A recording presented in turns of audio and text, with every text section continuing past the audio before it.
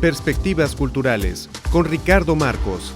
El presidente de Conarte abre un foro para dialogar con los actores que determinan el rumbo cultural del país en la actualidad.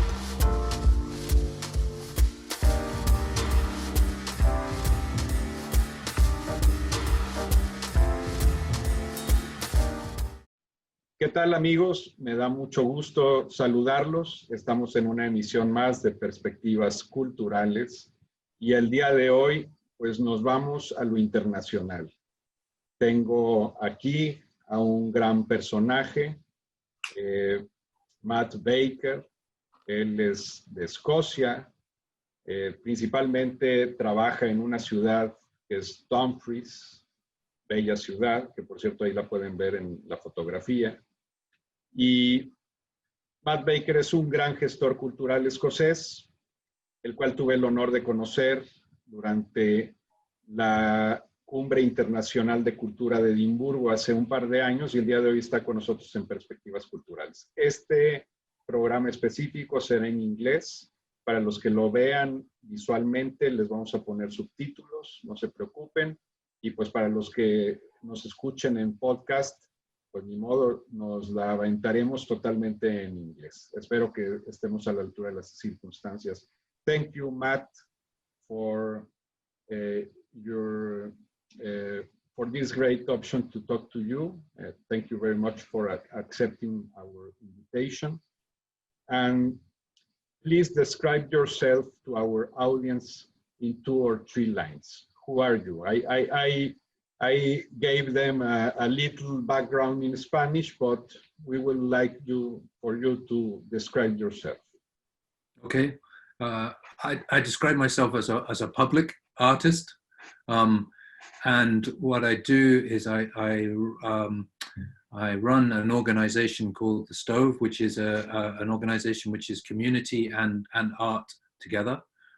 We work from a small town in Scotland, and we have become very important to the town in terms of the town's development. So we are involved in regeneration projects, housing projects, and the influence of culture spreads into the town. And also it's very important for the employment of particularly young people. So we try to find jobs for young people to be part of culture in our town. Yeah. Well, thank you very much. And let's start a little bit with the stove, Matt. How was the cultural aspect of your city, of Dumfries, before the stove? And what made you to think about this type of cultural space or venue? Okay, so our region is very rural. Not very many people, but a big space. And Dumfries is the biggest town. Total population of the region, 150,000. Dumfries is 40,000. Traditionally, we have quite a strong arts and craft and cultural tradition, but mostly that has always been in the small places. Mostly it has been older artists who maybe moved to the area because they wanted to live somewhere nice, and they worked in isolation in the smaller places. And Dumfries itself was a bit of was somewhere where you wouldn't go for culture. It was a working class town, a market town, but not a place that you would think of as very cultural. In terms of the town, we had a lot of national stores in our town that had been there for maybe 30 years. When the national stores came, they moved out a lot of our smaller stores and hotels and and our town became just for shopping. And with the changes in retail, with internet shopping, with out of town malls, our town centre started to die. Lots of shops started to close, and people were depressed about this, what has happened to our town.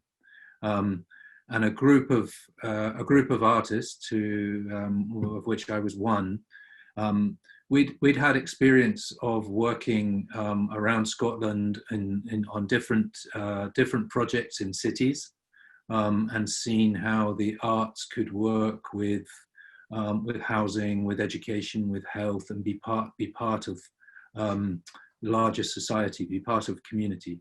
And we had the idea, what could we maybe do something like that in our own town? Could we set up something that would be sustainable, and would keep going for the town, and would be part of bringing some new life into the town centre? So we were not just a place for shopping, but we became a place for culture as well. So we took over an old shop on three floors, quite a large building right on the town square, and we opened the Stove. And the vision was that it was a place for the public, that it was not just we will put on an exhibition and we will show you some culture, but rather it was an invitation for people to come in and talk about what they wanted to do, and the artists would help to make that possible. And that's how we started. And we, all the time when we started, we kept asking the same question: what would you like to see happen in your town? How could you be part of making that happen? And to start with, as I guess in many places, people would say, "Oh, there's no point. We have no power. The government is in charge. The council is in charge. We cannot do anything. There's no point trying." But I think that's one of the things that artists can do. Is we are foolish enough sometimes to try and put ourselves out put our heads up above where we can be seen and do things. And people started to be inspired by the fact that, how did you get permission to do that? Who let you do that? And we would say, well, we're just doing it because it's our town, we want to do it. And so gradually people became more and more involved, and became more and more ambitious and wanted to do more for the town. So that's the story of how the Stove started. And now we have something like 30 people working out of the Stove on different partnership projects with community groups, with the council, with the enterprise agency, housing associations, education people. Would you say, Matt, that this is a social and cultural movement? Of course, the idea of culture can't be disassociated with the idea of human beings, of society, the idea of culture. So what do you think about this particular thing? Yeah, I think when we started, we were quite nervous to use the word culture, because in our to normal people in our town who weren't used to cultural activity, they would think of culture as something up here, something for other people, or something that you had to go to the big city to see. And I think bringing the idea that culture is something we can make ourselves, and it's something that we all do all the time, and to normalize that idea. Our kind of cultural system in Scotland traditionally has been quite central. So a lot of the cultural investment goes into big companies, ballet, theatre, and the idea is that everybody else in the rest of the country must travel and go and see the wonderful stuff in the... Yes, to enjoy it, you have to travel. Yeah, and the idea that culture is something you can make yourself is something that is deeply in us as human beings, and in the Scottish system, we all sing, we dance, but we don't think of this as culture. It's part of life. It's part of life, and this is the exactly. So this is the important part, is to understand that stuff, that part of life, it is important, and is something which can join people together, can actually grow a little economy. I mean, there is a world around. People want to see that stuff and be part of that stuff, but we've got used to it being somewhere else, and it's not for us to make. And that's, I mean, I don't know whether that rings a chord in Mexico or not, but that's the situation that we have got into in Scotland. So yeah. There's an interesting similarity between Scotland and Nuevo León, for example, in the sense that, of course, we have a large city. We have the capital city here at Monterrey, where I am speaking. And in your case, well, if one thinks about great cities, and I say that in terms of population, you think in Scotland, Glasgow, Edinburgh, perhaps the first two that come to my mind. And you know that we have been also working in Mexico to decentralize things, to make it more equitable or equalitarian. So in a sense, we understand also this aspect that you are talking about. And many smaller cities, of course, culture is everywhere where there's human beings. But in some cases, it's similar. You don't think that some aspects of our daily living are culture. One thinks about gastronomy, about dance, about, in the case of Mexico, there's music in the northeastern part of the country. The accordion music is part of our culture, but the people who do it not always think about culture. They think about life. Yeah, the important thing is to value these things, and now people are starting to think of Dumfries as a place with culture, and they will come to see that. From other parts. And that then grows, and it becomes money, because people come, but then other business grows around that, and so it's a sense of pride. Previously, when I said that the town was all about shopping and retail, those are quite poor jobs. Working in a shop is not such a great job, but working with culture and making something people want to see gives you a sense of pride, and that is the multiplier that grows health as well. Yeah. Another thing I want to ask you, Mark, how can we balance modernity and heritage? Modernity and heritage. Oh, yes. Yeah. Yes, good question. I think. Well, my answer is one about trust, because my answer is around interpretation, and I think any tradition must be open to be reinterpreted for the different age, for the different people, and we must be really careful that we don't solidify too much.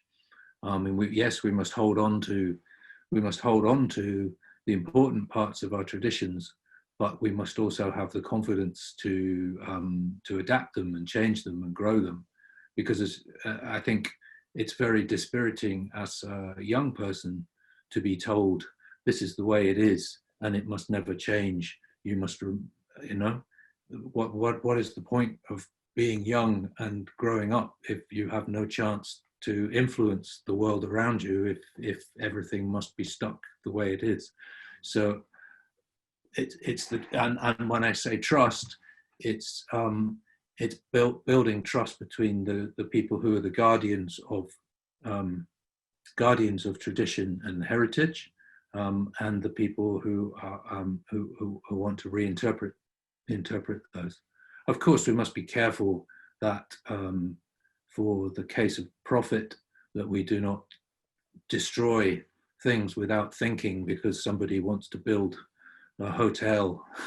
You know, I mean, there is and take down the old part of the town. Yeah.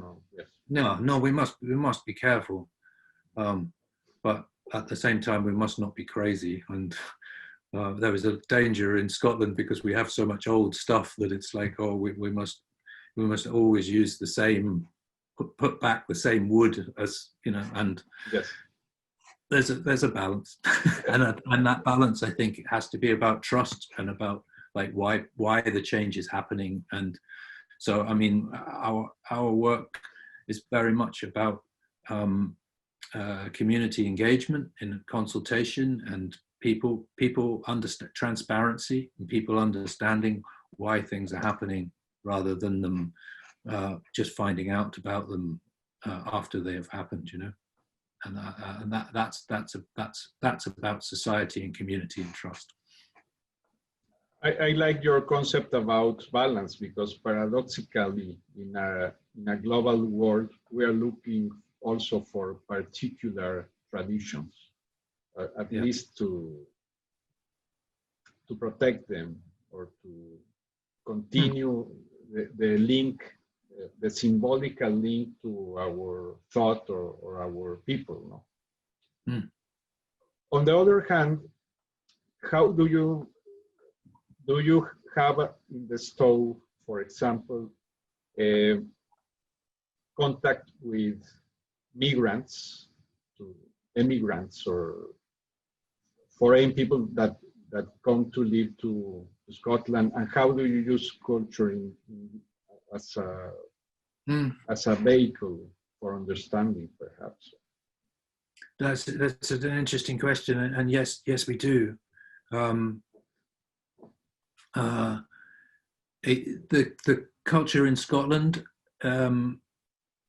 is that we lose too many people, so we constantly need people to come in. So we need another 200,000 people to be sustainable as a country. So there is a culture of being quite welcoming towards migrants coming into Scotland, which is very different to England, which is full of people, and it's a very, very difficult topic in England.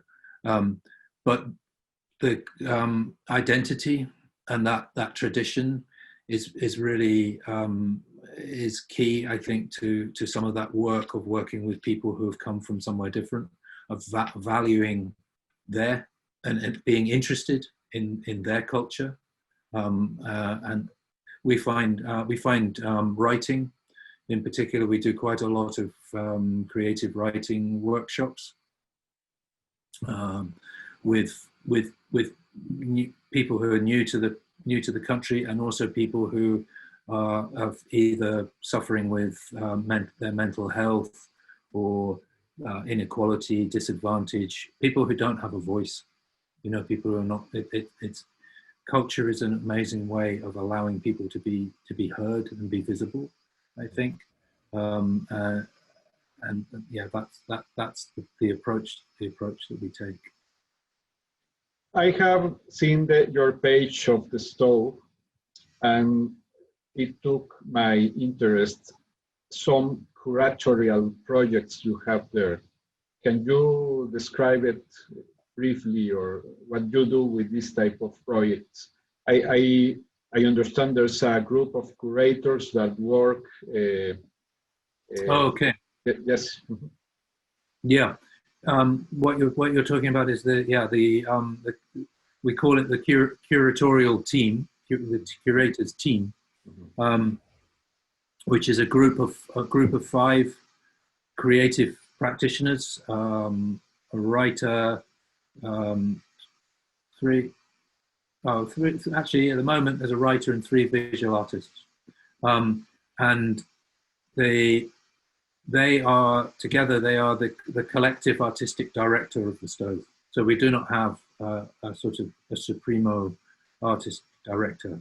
We have this group, and they, so, and the model for economics is quite interesting as well.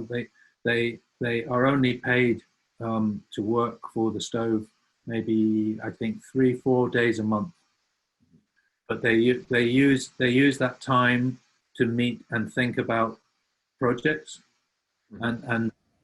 but that being part of the Stove gives them the opportunity to start and think up new projects, which the Stove can then raise the finance to make the projects happen, and then those members of the curatorial team become the leading artist in some instances, or the project manager or the producer for those projects. So what in effect the people who are on that team work with us full time, but they only get that small amount of money to give them the platform to work with the Stove, but they use that platform to bring their own projects to life. Yeah. Do these projects take into consideration, for example, the citizens or the public, or are there? Yes. Yeah. Mostly, a Stove project will be done in partnership. So, for instance, one project we have one project specific to the COVID pandemic at the moment. It's called Atlas Pandemica, and we have commissioned 10 artists from the region, and to do the commission, they had to come to us with a proposal for how they would work with some people from the community about and look to explore what that community had done during COVID.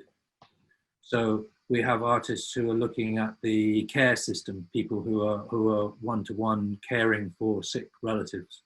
We have people who are looking at the systems of dying, the change in the rituals of dying, that now we cannot go to funerals, or people can literally not be with their loved ones when they die. What are the systems that we are inventing? Another one is looking at the traveling people who bring the fairground, the spectacular shows to they travel around the country, and their economy is dead. They cannot work at the moment. So she is working with them about like what their experience of COVID has been, and then we're bringing all of those together as one large piece of work of 10 artists as a way of showing what is happening in our region. But we're also looking, the finish of that project will actually be a proposal for another project. Like we have learned this from this work, and now we know that we need to do this. So it's involving citizens, and then giving citizens the opportunity to work further. Yeah, that's a sort of perfect Stove project for me. Is one that starts something else. We've started quite a lot of projects that we've started have 3 have turned into their own businesses. So a music project that we ran now is a year-round music program for Dumfries that helps young bands, helps them record and market their music. Another is a lighting festival that happens in January every year, and another is actually a large-scale regeneration program that is buying old buildings on the high street to turn them into housing and sort of mixed commercial development on the ground floor. Interesting. I think the cultural community is among the most affected by the situation of COVID-19. As you have told us also, in Scotland, you have your problems about helping people to find some space for their work, and we also have this type of problems in Mexico. Yeah. So how the cultural world in Scotland have coped with the COVID situation? Yeah. Yeah, it's been when it started, we could see immediately a lot of the artists, practitioners that we work with are freelance. Does that translate? Yeah. Yes.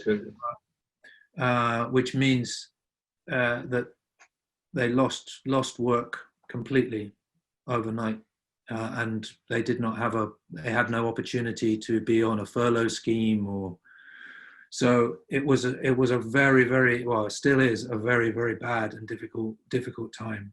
I mean, our local response was to try and keep a connection for the community. So through online work, we offered small projects for people and creative challenges and a way to keep talking. So it was about maintaining the network. And as I said, with Atlas Pandemica, we've then tried to find money to give them work. The national picture has been complex, because I think there's been, and it'd be interesting to know if it's similar in Mexico, but there has been a conflict between the need, well, several layers of conflict, but there's been a conflict between the need to save the big theatres, the big organizations, the big galleries, because we must preserve. It's interesting talking about the heritage and modernity, because this urge to preserve in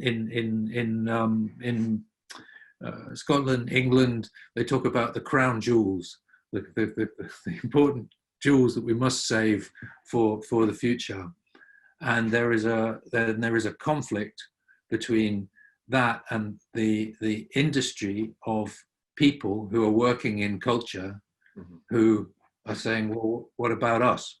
That's not, that you're paying to keep those theatres open, but they're not doing any work, so they're not providing us with any income, and we are left. So that has been a really challenging time.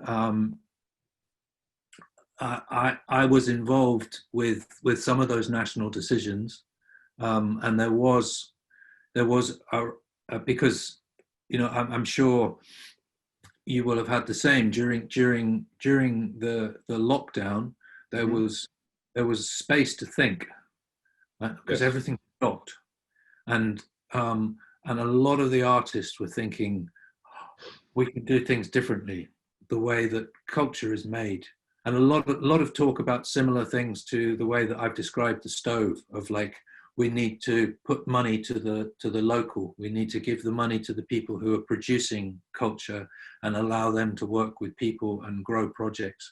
We don't just put it into the crown jewels and then it trickles down to everybody else.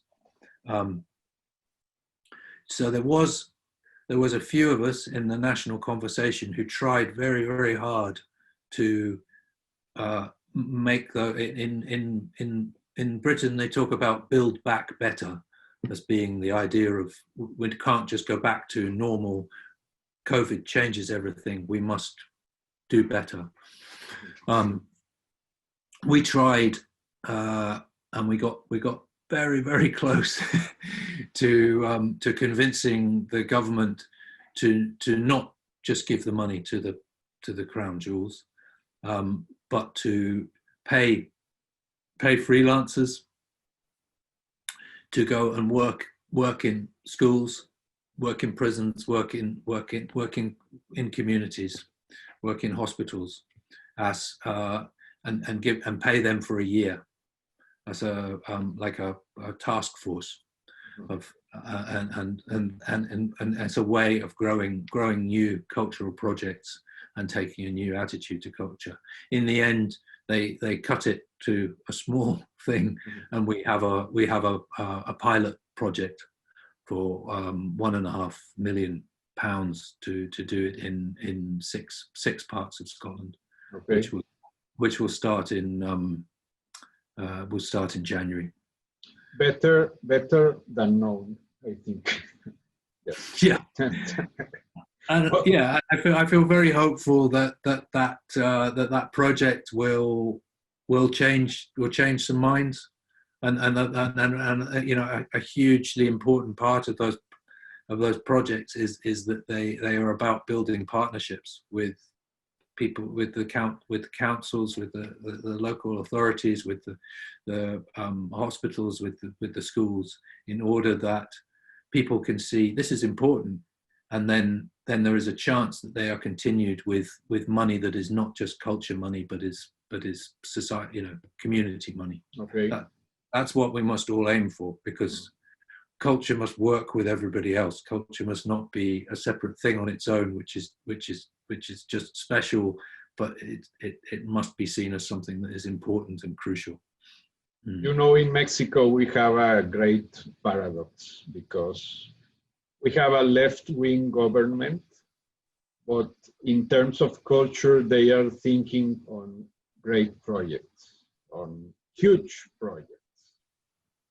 There's an important part in Mexico City that's called the Chapultepec Forest. That's the most important green area of Mexico City, or one of the most important. And they have this great, huge project of cultural venues, and paradoxically, the cultural and arts world of Mexico isn't having a good time right now. So many of us have asked for a special fund to help these artists. Many are freelancers, as you also said about in Scotland. But until now, we haven't had any success with the authorities. And it's a shame, because I don't think you can disassociate all the cultural complexity and aspects. Of course, the museums are important, and we are also trying to help them. But there are many artists that right now haven't the possibility even to work, because they are from the endangered group of persons that can't come out and do their work with the COVID-19. Oh God, okay. Yeah. It's really difficult in that aspect. So yeah, and yet the examples. Sorry, the examples are there from like Roosevelt's New Deal, about paying the artists and the federal state theatre system, and you know what amazing cultural legacy came from that idea of just employing people to do what they do, and do it in a community context. It's a shame, the grand project thing. And some days back, our president said that arts is a frivolity. Speaking broadly about all the cultural world, and I think that's a mistake. Yeah. And let's see what are we going to do in this aspect, because on the other hand, as you said, many important companies like ballet ones, like symphony orchestra, aren't playing right now. And I think that's also a mistake, because I think we should see or develop programs or special programs to make it valuable in these times also. So to have a company completely unoperative for a year is also terrible. Yeah. People need stories. They need work. They need stories to help them to understand the situation that we're all going through, and culture gives us those, whether it's in musical form or visual art, or it helps us to understand and come to terms with the reality that we're going through, and we need to be making that new culture now. It's crucial. Otherwise, our way of understanding it is through American movies, of apocalyptic disaster movies or whatever. That becomes the way that's the only language that we have to talk about it. Yes, it's a waste. It's a shame. Yeah. How you convince authorities in our times that funding for culture is important? Yeah. I think, well, the progress for forever, the conversation has been one around, exactly as your leader was saying, the frivolity question. It's like nice to have or necessary, and culture has always been nice to have but not necessary. We in Scotland there is interesting progress,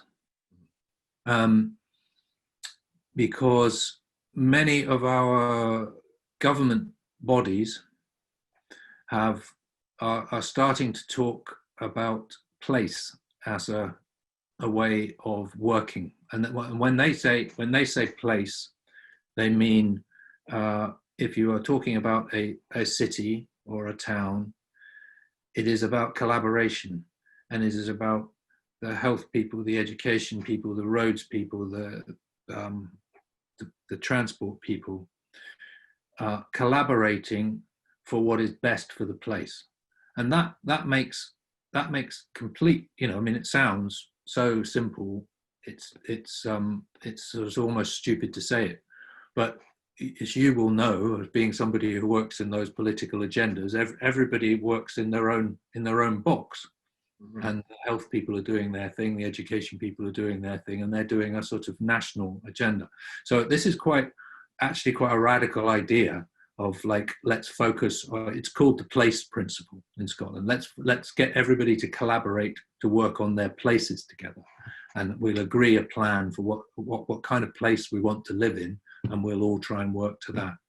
And what we are finding is that idea of place is something that gives culture a real role in that conversation.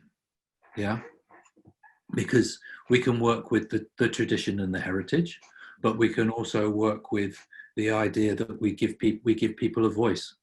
We can give people a voice in that conversation to say what kind of place they want to live in. As artists and cultural people, we can create the spaces that bring people together, that bring people together around health and education, and do work which is leading to those outcomes that we want for our place of jobs for our young people to stay locally, if it's a place like ours, or outcomes in the cities that are around families. So this is the step for us at the moment, and the challenge, as always, with the arts community is to keep them together, because in my experience, arts people, we're all independents. We don't join things. We don't stick together as one movement. We're all over here. It's like we say here, it's like herding cats. trying to keep cats in one space together. So the intellectuals are busy saying, yeah, we've done place. We know what they mean. They're just trying to fool us into being part of their game, and they want us to be part of making money for the money people. And those of us who are really involved in bigger culture conversation, we're trying to really hold everybody together and go, no, this is our chance to be actually for culture to be part of the big conversation, rather than a side little conversation that is frivolous and in the corner. So that's what we're trying in Scotland. I'll keep you posted. Yeah, so, okay, so it's a little bit like the fans for the Scottish national football team, or what?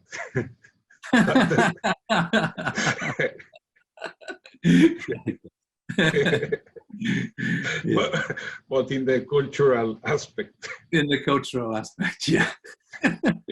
Yeah, we're all crazy. Yes. It's you know that in Monterrey we are opening in a couple of months a city lab, because it's a new cultural venue where we're going to work in many ways like you are working in the stove, with some curatorial projects, some technical labs, and also with a laboratory of the city, because we also think that we don't have enough spaces to think about the future, but to share with other people their thoughts about the future. I think we also understand that this type of verticality isn't working. History has taught us about this situation. Yeah. And I think that in terms of culture and perhaps arts, we can have a more collaborative effort, a more the ability to listen to other voices, no? Yeah. The lab idea sounds brilliant, because those labs very quickly become incubators and start to grow new projects, and it's a breeding, a sort of fertile ground, like a greenhouse. Yeah. Yes, we have worked on the project for 2 years conceptually, but right now we are conditioning lost an old building of downtown Monterrey. I think it's going to be a really interesting venue, because I think that cultural spaces like the Stove are, in a sense, the cultural buildings of the 21st century. Yeah. Well, we talk about the Stove as being the alternative town hall. Yeah, that if people now want to make a protest or promote something, they will do it outside the Stove, because it's more of a place, more of a public place to be seen and share ideas than actually the city hall, you know.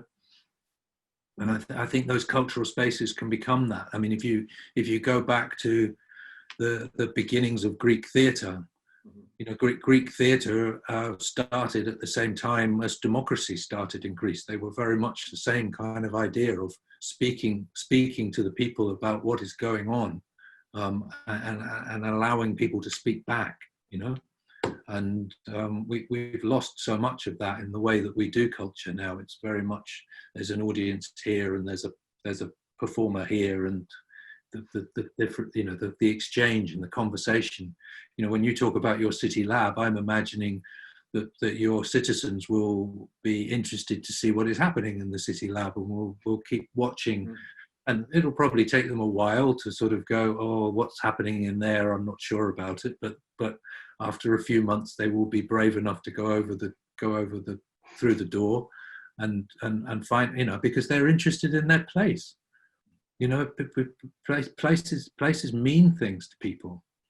We've grown up, we lived here, we've moved here, we've been married here, and they count for us, and culture is a way of us talking about that, expressing that, and then changing how we feel about it, or being welcoming to other people, which is such an important part of being human. Yeah. Don't you think? Yes. To tell you that, Ricardo, right? I'll also let you know how this project is doing, but I'm really proud about this effort, because it's going to change many things about what we consider about culture and arts. Yeah. It's like making a disruption of some static knowledge about culture and arts as an individual thing, but in this case, we are making it more like an effort of constructing, of sharing, and I think that it's really, we really need this in our times, because particularly now, yeah, with COVID, particularly, we are all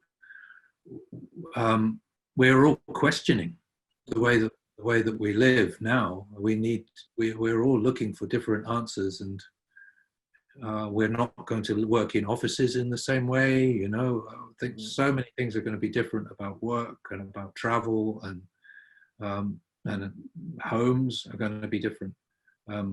Yeah, and it's that change is very unsettling for people, but the knowledge that there are people working on it, and are also interested in trying to make things better, certainly has to be valuable, I think. In that aspect, Matt, what's the future of culture in Scotland? Do you see a return of our previous reality? How we learned something about COVID-19 that you think that this is going to stay when we take back our reality? This is going to, yeah. Well, I do think so. I do think all of the big theatres are all looking for a different way to communicate with their audiences. So they're starting to go out. They're starting to work in the street, and I think also I think it's been powerful for the freelancers to, even though it's been very difficult, they've become more visible and they've become more organized. And I think culture will become more local. I think there's no doubt that money will be allowed to flow further, I think, from the center. And I think there's going to be a joining together of those different agendas. I think things like the business agenda, the enterprise agenda, there's so many people who are going to be out of work, and then there are going to be quite a lot of empty buildings because a lot of the businesses are closed. And I think there are going to be opportunities for ways of using those buildings differently. And I think culture will be part of will be some of the first response to those, because culture has always been adaptable and enterprising and looked for the spaces to work. And I think if given the chance, I think that culture is going to be a big part of the recovery, and inevitably that is then going to be creative. It's going to be searching for something new, because that's what culture does. So I am hopeful that culture will inhabit those spaces and those opportunities and work at a local level. Yeah. What useful aspect or positive aspect do you think that COVID-19 has given us? Or is it useful, positive? Yes.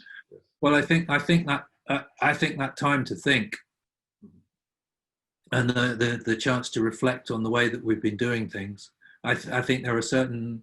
I think one of the useful things it's given us is what we're doing now. I mean, I could not have imagined doing a conversation in Mexico. You know, we've had the technology, but somehow we felt we had to travel. And also, you know, in our country, it's very the travel is difficult. The long distance is not so, you know, we're not as big as Mexico, but the transport. But you have many mountains, sir. Yeah. But now I can be in a meeting with people from all around the country to talk about a cultural issue. And before, that meant that we were all of us from the remote places had to spend a whole day traveling to get to that one meeting, and then you had to work really hard to make it worth other meetings in town while you were there and all. And now you just we click a button and we'll be in a national meeting. And I think that sense of connection and coming together, even though the connection that you get through the screen obviously is never as good, but I think that's hugely positive, and I think people have also got closer to their own environment. I think people have seen nature differently through being forced to stop and walk, and have started and appreciate the things around them rather than constantly thinking they have to travel somewhere else. So I think that there's lots. I mean, obviously there's lots of very challenging, difficult, painful. You know, people have died. It's yes. Not a good thing. But I think it's given us a lot in terms of understanding who we are. I agree with you. I also do hope that perhaps the new reality goes without too much importance on money or those matters. Of course, I understand we needed to survive or to live, but in a sense that COVID has taught us also about to look at other important things, or perhaps more important things. You have your friends, your family, you think about how are you going to cope in your job with all the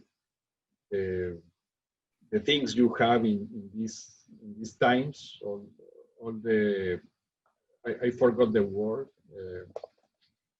the challenges we have in these times. Yeah. And in a sense, also, I agree with you. We are looking back at nature. Of course,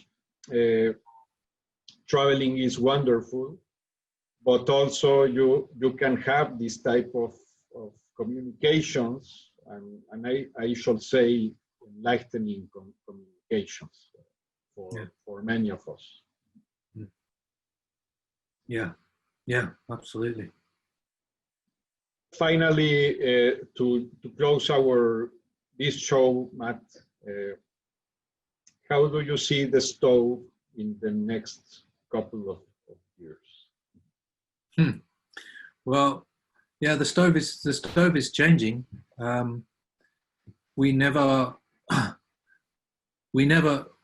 really thought of ourselves as a place for learning and education. But that is what we've become. We've become somewhere that people learn skills and develop careers and new pathways. And I think because we have looked at the town agenda already, and now other people are building new spaces. I think the important thing for the stove is to make the activity and the people and the new businesses to fill those spaces. So for us, like your lab, we must become an incubator and grow new cultural projects, new cultural workers, and I think what I want for the Stove, my big ambition for the Stove, is that one day the city will say, you know, it is this next big decision that we must make. We need an artist to be part of making that decision, because that's how we do things in Dumfries. We use artists as part of how we think about our culture. So I want them to think of the Stove as something which is vital to an important part of the tools for making our community. So I want them to think having something that is sometimes difficult and challenging and sometimes a bit annoying and dangerous, but I want them to think that's important as an important feature of our town. Thank you very much, Matt, for this wonderful conversation. I really appreciate. It's been great. Thank you. Yeah, and I really enjoyed it. Yeah. And well, Matt Baker, cultural manager in Scotland, also artist, was here with us in Perspectivas Culturales. Estuvo aquí con nosotros Matt Baker, de Escocia, gestor cultural, artista de Dumfries, bella ciudad del noroeste de Escocia. Well, Matt, hope to speak with you at other time. Fantastic.